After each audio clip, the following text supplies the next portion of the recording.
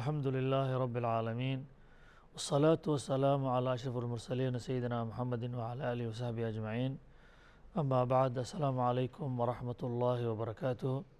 مرحبا بكم أيها المشاهدون الكرام في حلقة من حلقات برنامجنا لقاء الجمعة، والذي كنا نرد فيه على استفسارات وتساؤلات المشاهدين والمتابعين لدعوة جماعة الصادعون بالحق وما طرحته من قضايا وأفكار. وضيوفي في هذه الحلقة الإخوة الأفاضل الدكتور عثمان عبد الله روبلة، والدكتور عبد الرحمن طاهر أويس، والأستاذ محمد علي ميري، والدكتور عبد الله الشيخ دون. لقد تحدثت جماعة الصادعون بالحق عن قضية الشرك بالله حديثا مستفيضا منذ أن ظهرت على الساحة، وشددت على أهمية هذه القضية، وأشارت إلى أنه ليس هناك ذنب أعظم من الشرك بالله سبحانه وتعالى. وقد استغرب بعض الناس تكرار الحديث عن هذه القضية، ومبعث استغرابهم هو أن الشرك كان منتشرا بين الأقوام الذين عاصروا بعثة الرسول صلى الله عليه وسلم، لذا أطلق عليهم اسم مشركو العرب. ولكن ما الداعي إلى الحديث عن الشرك في أيامنا هذه؟ وهل لهذا الحديث ما يبرره، علما بأنه ليس ثمة أصنام تعبد من دون الله في أيامنا هذه كما كان الحال في تلك الأيام التي خلت؟ لقد أصبح لزاما علينا الرد على ذلك الاستغراب وتلك التساؤلات، موضحين في البداية الأسباب التي تدفعنا إلى فتح هذا الملف، لأنه ملف ذو أهمية بالغة. نبدأ حديثنا بطرح الأسئلة التالية: ما هو الشرك؟ وما أنواعه؟ وما هي خطورته؟ ولكي نقدم بيانا شافيا عن تلك التساؤلات، أستسمح الأخ الأستاذ محمد علي ميري أن يبدأ لنا مناقشة هذه القضية، فليتفضل مشكورا. أنكدل يا أستاذ الشيخ محمد علي ميري من وضع فرع، تفضل مشكورا. بسم الله الرحمن الرحيم. سؤال شاء وجواب له. نبدأ بالإجابة على التساؤل الأول: ما هو الشرك وما مفهومه؟ وسوف تعتمد إجابتنا على التساؤل على مصادر أساسية هما استخدام العرب لهذه الكلمة قبل الإسلام، ثم دلالة كلمة الشرك عند ورودها في الآيات القرآنية والأحاديث النبوية. أولا نبدأ بالناحية اللغوية. كانت كلمة الشرك تعني عند العرب الشراكة والمشاركة، أي شراكة في شيء ما أو المشاركة في عمل ما، كما كانت تعني كلمة الشرك التساوي بين الشيئين أو جعل شيء ندا لشيء آخر. ثانيا دلالة كلمة الشرك في اصطلاح الشرع. كلمة الشرك تعني شرعا إعطاء حق من حقوق الله أو صفة من صفاته لأحد غيره، وهذا يشمل حقوق الربوبية، أي إفراد الله سبحانه وتعالى بالخلق والتدبير والسيادة والتصرف في شؤون مخلوقاته، كما يشمل حقوق الألوهية، أي ما يستحق الله على عباده من طاعة وخضوع وانقياد لحكمه والتزام بشرعه، وكذلك تعظيمه وإجلاله وتخصيصه بالخوف والرجاء والمحبة. وهناك آيات كثيرة تتحدث عن هذه المعاني. يقول الله سبحانه وتعالى: ومن الناس من يتخذ من دون الله أندادا يحبونهم كحب الله والذين آمنوا أشد حبا لله. وكذلك يقول الله سبحانه وتعالى ناهيا عن اتخاذ شركاء وأنداد: فلا تجعلوا له أندادا وأنتم تعلمون. وهذه الآيات موجهة للناس جميعا، ناهية عن اتخاذ ند لله سبحانه وتعالى في ألوهيته. والغريب أن الناس يعترفون بأنه ليس ثمة ند لله وشريك في خلق هذا الكون وتصريف شؤونه، من مثل الظواهر التي يشير إليها سطر هذه الآيات: الذي جعل لكم الأرض فراشا والسماء بناء وأنزل من السماء ماء فأخرج به من الثمرات رزقا لكم فلا تجعلوا لله أندادا وأنتم تعلمون. فهذه الآيات تعدد نعم الله على الإنسان، التي منها جعل الأرض مهدا وأنزل مطر من السماء وإنبات ثمرات من الأرض رزقا للإنساء وأحياء الأخرى. فالإنسان يعلم أن هذه النعم لا يستطيع إيجادها إلا الله سبحانه وتعالى، وبالتالي فكان من البديهي أن لا يجعل لله ندا وشريكا في عبادته وطاعة أوامره وفي التزام أحكام شريعته. والواقع أن الشرك له خطورة عظيمة وعواقب وخيمة، من ذلك أنه محبط للعمل، ولذلك كان الرسول صلى الله عليه وسلم يحذر أصحابه من الوقوع في الشرك، فكانوا يخافون من الوقوع فيه خوفا شديدا. يقول عبد الله بن مسعود رضي الله عنه: سئل النبي صلى الله عليه وسلم: أي ذنب أعظم؟ فأجاب الرسول: أن تجعل لله ندا وهو خلقك. ومعنى الند في الحديث المثل والكفء، فكثيرا ما نسمع من الإذاعات التعبير: الرئيس التقى بنده، فهو يعني بذلك أنه التقى بمن هو في مثل منصبه، فالله سبحانه وتعالى ليس له ند ولا مثيل. marka ilaahay wax dhigiisa oo la siman oo ma jira ilaahay subxaanahu watacaala marka. ما شاء الله يعني ما شاء الله، لقد أحسنت، لا فك فوك. فالله سبحانه وتعالى ليس له ند ولا شريك ولا مثيل، كما هو واضح في سورة الإخلاص: قل هو الله أحد الله الصمد لم يلد ولم يولد ولم يكن له كفوا أحد. هذه الصورة نفت كل أنواع الشرك، وأبرزت وحدانية الله سبحانه وتعالى في ربوبيته وألوهيته، وأنه ليس كمثله شيء. marka in cid Allah subxaana watacaala la simo oo la dhoodhoobo ayaa shirkigu yahay. jazaaka allahu khayran. bismi illaahi raxmaan iraxiim. runtii shirkiga oo la soo sheegay oo ah ilaahay wixii إن حقيقة الشرك الذي أشار إليه الإخوة تتمثل في إعطاء صفة أو حق من حقوق الله سبحانه وتعالى لأحد من خلقه، سواء في جانب العبادة أو في جانب الحكم والشريعة التي أنزلها الله لعباده لتكون منهج حياة لهم. فمن ادعى هذا الحق فقد اعتبر نفسه شريكا لله سبحانه وتعالى، لأنه ادعى خاصية من خصائص ألوهية الله سبحانه وتعالى.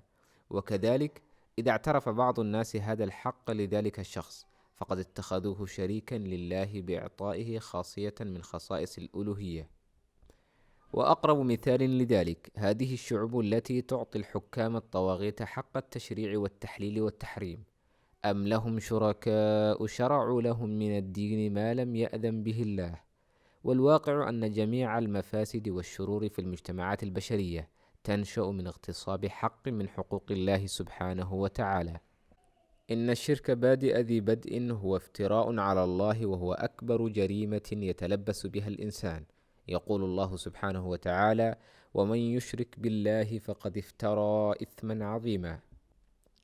فمن أشرك بالله فلا شك أنه ارتكب جريمة عظيمة بافترائه على الله سبحانه وتعالى، لأنه ادعى أن لهذا الشخص حقا في مشاركة الله في إدارة شؤون عباده وتنظيم أمور حياتهم. فهذا معناه أن لهذا الشخص أو هذا المجلس الحق في تقرير تشريع بديل عن شرع الله لإدارة شؤون البشر، وهذا أعظم افتراء على الله سبحانه وتعالى. وكذلك وصف الله سبحانه وتعالى من يشرك به شيئا بأنه قد ضل ضلالا بعيدا، كما هو واضح من الآية التالية: ومن يشرك بالله فقد ضل ضلالا بعيدا. إن التدخل في أمر من الأمور التي هي من خصائص ألوهية الله سبحانه هو أعظم ذنب يرتكبه الإنسان. إن الشرك لظلم عظيم. ولا غرابة أن يكون الشرك أبشع جريمة وأقبح ظلم لما ينشأ منه من المفاسد العظيمة، ابتداء من القلق والحيرة التي تنتاب ضمير المشرك وعقله. ضرب الله مثلا رجلا فيه شركاء متشاكسون ورجلا سلما لرجل هل يستويان مثلا. ومرورا باختلال الموازين والقيم والاعتبارات في المجتمع، وانتهاء بالتخبط والميل مع الأهواء المتقلبة فيما يتعلق بإصدار التشريعات والقوانين على نحو ما تصوره الآية التالية: ومن يشرك بالله فكأنما خر من السماء فتخطفه الطير أو تهوي به الريح في مكان سحيق. هذه الآية وحدها تكفي لتصوير بشاعة الشرك وكثرة المفاسد التي تنشأ عنه، لأن الشرك يحمل في طياته الانحراف عن شرع الله سبحانه وتعالى واتباع هوى البشر في تقرير المبادئ والنظم التي تنظم حياة البشر. وهناك آيات قرآنية كثيرة تندد بالشرك باستخدام صيغة الاستفهام الاستنكاري، كما في آيات سورة النمل: أإله مع الله بل هم قوم يعدلون. وبعدها ترد 4 آيات تنتهي بنفس هذه العبارة. فالله سبحانه وتعالى يعرض في هذه الآيات نعمه الكثيرة التي لا تحصى والتي أسبغها على عباده، وبعد ذلك يوجه إليهم هذا الاستفهام الإنكاري فيقول: هل هناك آلهة أخرى تتوفر فيها من صفات الألوهية ما يؤهلها للاشتراك في تصريف شؤون هذا الكون عامة، أو في شؤون عبادة الله في هذه الأرض خاصة؟ إذن الشرك ظلم عظيم وذنب شنيع، ومن عباءته تخرج كل المفاسد، ومن ثم فهو أمر جدير بأن نحذر عنه أمتنا، سواء كان ذلك الشرك في الاعتقاد أو في العبادة أو في الحكم والتشريع. saa darteeda u noqday shirkiga shay weyn oo in laga diga ay tahay. macnaha waxaad noo tirisay foolxumooyin badan oo shirka uu leeyahay macnaha. لقد عددت مفاسد الشرك الكثيرة التي ينبغي على الناس الابتعاد عنها والحذر منها. meeshaan ailaahu maca allah ailaahu maca allah suuraddan ku soo celinayso إن تكرار عبارة أإله مع الله أإله مع الله أإله مع الله يفيد الاستنكار الشديد لاتخاذ الإنسان آلهة أخرى مع الله بعد هذا الحشد من دلائل وحدانية الله وألوهيته سبحانه وتعالى في الآفاق وفي الأنفس. ففي هذه الآيات دلالة واضحة على عدم وجود من تتوفر فيه صفات القدرة التي تمكنه من الاشتراك مع الله في إدارة هذا الكون الفسيح وما فيه ومن فيه. كما يفيد ختام الآية تعالى الله عما يشركون. فعلى الإنسان أن يقف طويلا عند هذه الآيات التي وردت في سورة النمل والتي تتحدث عن قضية ألوهية الله في السماء والأرض. in bani aadamku waqfa sameeyo waqfa maca nafsihi inuu sameeyo آيات oo mawduuc aan ka fiirsano الله خير أما يشركون كهريس معناه. هذه الآيات التي بدأت بقول الله تعالى الله خير أما يشركون، ثم جاءت بعدها الآيات التي تستعرض آلاء الله ونعمه الكثيرة، وهنا تبدو شناعة الشرك بكل وضوح، وهذا من شأنه أن يتبرأ كل عاقل من كل شائبة من شوائب الشرك. بسم الله الرحمن الرحيم. waxaan u dari lahaa waxaa waaye shirkigu inuu leeyahay dhibaatooyin fara badan. وأود أن أضيف إلى ما قاله الإخوة أن الشرك له أضرار كثيرة وعواقب وخيمة في الدنيا والآخرة. نبدأ الحديث عن مضار الشرك في اليوم الآخر، ونرجئ الحديث عن مضاره في الدنيا. من أولى مضار الشرك في الآخرة أنه يحبط الأعمال التي كان من شأنها أن تكون في ميزان حسنات الإنسان لو مات على التوحيد لا على الشرك. إنها خسارة عظيمة يفاجأ بها الإنسان في اليوم الآخر، حيث يرى أن أعماله الصالحة أصبحت هباء منثورا، الأعمال التي كان من الممكن أن يستحق بها دخول الجنة والفوز برضاء الله سبحانه. يقول الله سبحانه وتعالى: ولقد أوحي إليك وإلى الذين من قبلك لئن أشركت ليحبطن عملك ولتكونن من الخاسرين. ففي هذه الآية خطاب للنبي صلى الله عليه وسلم يقرر الله فيها أن أعماله الصالحة لن ينتفع بها يوم القيامة إذا أشرك بالله شيئا. ومن هنا ندرك أن الشرك محبط لجميع الأعمال، وعلى العكس فالتوحيد يبارك العمل الصالح فتكون الحسنة ب10 أمثالها أو أكثر. ومن هنا ينتفع الموحد بأعماله الصالحة يوم القيامة، في حين يكون مرتكب الشرك محروما من رحمة الله ومغفرته، فهو محروم من غفران الله سبحانه وتعالى ورحمته حرمانا أبديا. يقول الله سبحانه وتعالى: إن الله لا يغفر أن يشرك به ويغفر ما دون ذلك لمن يشاء ومن يشرك بالله فقد ضل ضلالا بعيدا. ومن مضار الشرك أيضا أن الله سبحانه وتعالى حرم على المشرك دخول الجنة، ومن ثم فمأواه جهنم خالدا فيها.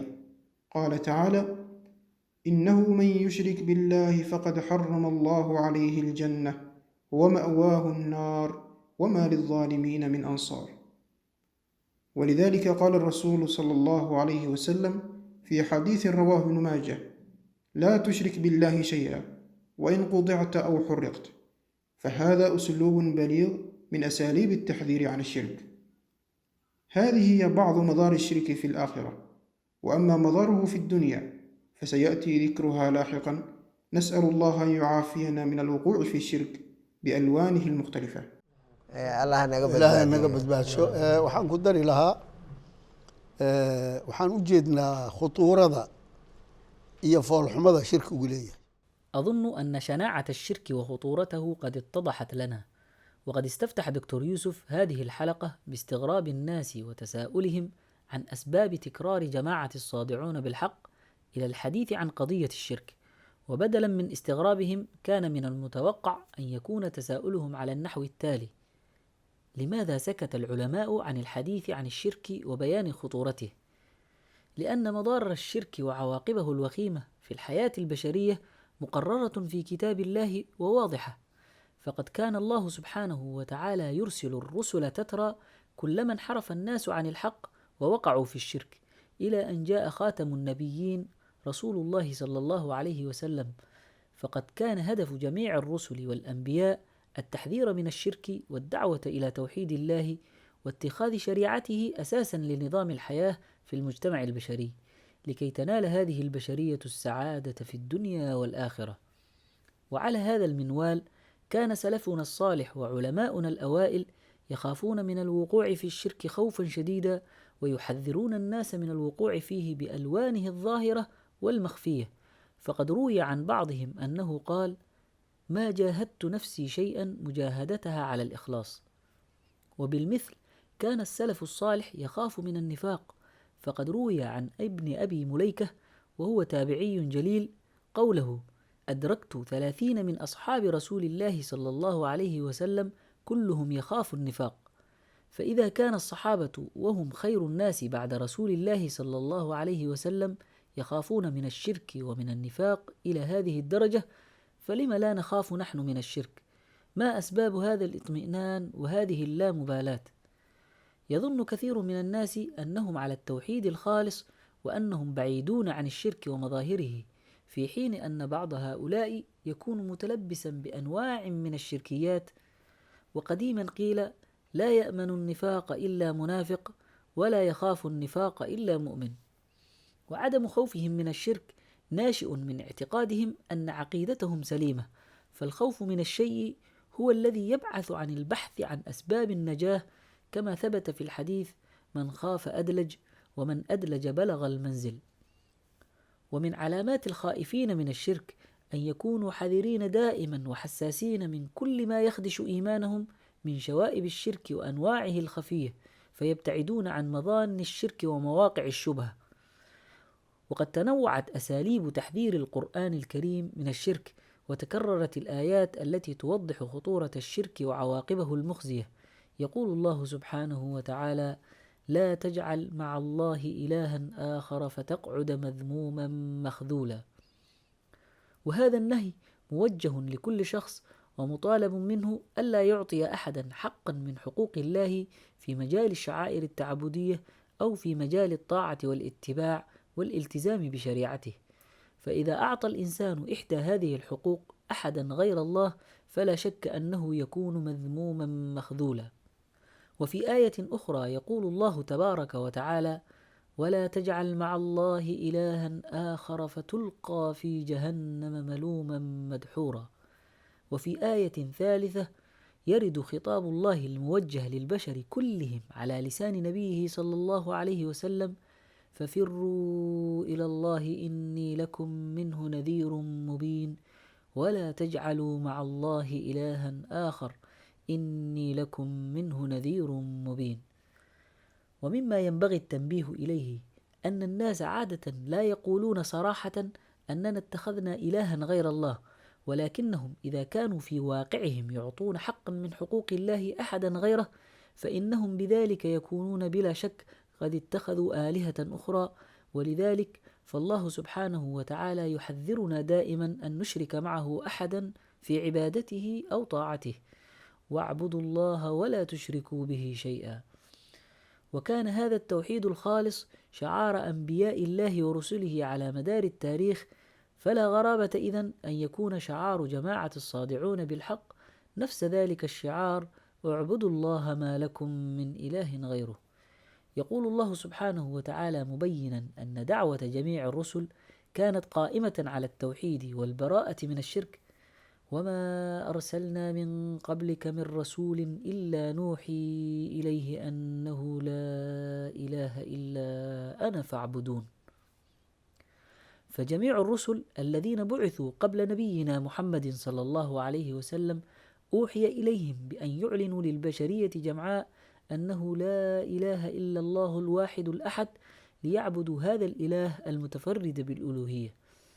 وفي آية أخرى يقول الله سبحانه وتعالى: ولقد بعثنا في كل أمة رسولا أن اعبدوا الله واجتنبوا الطاغوت. وأختتم تعليقي بالآية التي استشهد بها الدكتور عبد الرحمن، ولقد أوحي إليك وإلى الذين من قبلك لئن أشركت ليحبطن عملك ولتكونن من الخاسرين. فإذا كان هذا التحذير من الشرك موجها إلى رسول الله صلى الله عليه وسلم بهذا الأسلوب الشديد اللهجة، فقد وجه مثل هذا التحذير إلى جميع الرسل من قبله. ففي سورة الأنعام نجد ذلك التحذير الذي جاء بعد الحديث عن 18 رسولا، حيث يقرر الله أن هؤلاء الرسل الذين هم أفضل خلق الله إذا أشركوا بالله شيئا لحبطت أعمالهم كلها. يقول الله تعالى: ذلك هدى الله يهدي به من يشاء من عباده ولو أشركوا لحبط عنهم ما كانوا يعملون. ولو أشركوا لحبط عنهم ما كانوا يعملون. زاد هذا وما سداد التوري waxaan jeclahay إن شاء الله تعالى inaan macnaha kusoo gabagabeeyo. أود أن ألخص ما قاله الإخوة عن خطورة الشرك الذي حذر منه جميع أنبياء الله ورسله، وكذلك المصلحون المجددون على مدار تاريخ البشر. لقد كان منهج القرآن في الإصلاح هو الدعوة إلى توحيد الله والبراءة من الشرك. إذن التحذير من خطورة الشرك الذي يتكرر كثيرا في أدبيات جماعة الصادعون بالحق نابع من إدراك طبيعة المنهج القرآني في الدعوة إلى الله، ومن الخوف على أنفسنا وعلى أمتنا من عذاب الله في اليوم الآخر إذا لم نعبد الله حقا ولم نتبرأ من الشرك. يقول الله تعالى: يا قوم اعبدوا الله ما لكم من إله غيره إني أخاف عليكم عذاب يوم عظيم. وهكذا كان كل نبي يحذر أمته من خطورة الشرك. والواقع أن قضية الشرك لا يستخف بها إلا شخص لا يعرف غاية وجوده وما ينتظره يوم القيامة من الأهوال التي لا قبل له بها. ونحن نرى اليوم أن أمتنا في سبات عميق وغفلة عن الاهتمام بقضية عقيدتهم وتخليصها من أدران الشرك المنتشرة في المجتمعات المعاصرة. فالعقيدة هي أهم وأخطر قضية يجب الاهتمام بها. لذا عزمنا على أنفسنا تحذير أمتنا من ألوان الشرك المنتشرة، لأن الأمة لا تنتبه لخطورة هذه الشركيات. ومما يدعو للأسى والحزن أن ثمة تقصير من جانب العلماء في هذا الأمر لأسباب كثيرة. معذرة دكتور، ليس هذا تقصيرا فقط، لأن معظم هؤلاء العلماء يساهمون في تخدير الأمة عندما يصدرون ليل نهار الفتاوى التي تطمئن الجماهير وتقنعهم بأنهم على خير، على الرغم مما هم فيه من الشركيات التي من شأنها أن تحبط العبادات التي يؤدونها والتي يظنون أنهم يستحقون بها دخول الجنة. فالعمل مع الشرك لا ينفع صاحبه يوم القيامة. اعلموا أيها الناس أن الذين يطمئنونكم ويقنعونكم بأنكم أهل خير وصلاح وستدخلون الجنة، مع علمهم أن كثيرا منكم يمارس أنواعا من الشرك، فإن هؤلاء لا يصالحونكم بل يخادعونكم. فقد ورد في كتاب الله وسنة رسوله صلى الله عليه وسلم أن مرتكب الشرك الأكبر لا يقبل منه عمل، سواء كان ذلك العمل صلاة أو صياما أو زكاة أو حجا أو دعاء أو غيره. فهذه المسألة لا خلاف فيها بين العلماء، لأنها جاءت بالنصوص القطعية الدلالة. waxaad arkaysaan marka qadiyadan mar haddii ambiyada ilaahay oo dhan iyo rususha ilaahay oo dhan ay ka wada hadleen. لقد رأيتم أن جميع الأنبياء والرسل حذروا من خطورة الشرك بالله، كما رأيتم أن هدف إنزال القرآن هو عبادة الله وحده. وبما أن الله هو خالق هذا الكون ومالكه، فإنه يتعين علينا الاستسلام له والطاعة والانقياد له وحده. وبما أن دعوة القرآن هي التحذير من الشرك كما هو واضح من دعوات جميع الأنبياء، فإن هذا الأمر يستحق منا أن نقف عنده طويلا ونتأمله. ومما يؤكد أهمية الحديث عن الشرك أنه طال على الناس الأمد، فحدث تغيرات أدت إلى انطماس كثير من حقائق الإسلام وغموض مدلولات كثير من مصطلحاته الأساسية. وكما سبق أن ذكرنا أن دافعنا إلى الحديث عن الشرك هو الجهل المطبق والغفلة عن القضايا التي يكون الناس في أمس الحاجة إلى معرفتها معرفة صحيحة، فأصبحوا لا يكتثرون للقضايا الأكثر خطورة في حياتهم، وفي مقدمتها قضية الشرك. فبيان هذه القضية تحتمه علينا الحالة الراهنة التي نشأت عن ابتعاد الناس عن العمل بكتاب الله وسنة رسوله صلى الله عليه وسلم. فالقيام بهذا الواجب مسؤولية في أعناقنا تجاه أمتنا، لكي يكون الناس على بينة من أمر دينهم. وسوف يحاسبنا الله سبحانه وتعالى عليها إذا قصرنا في أدائها.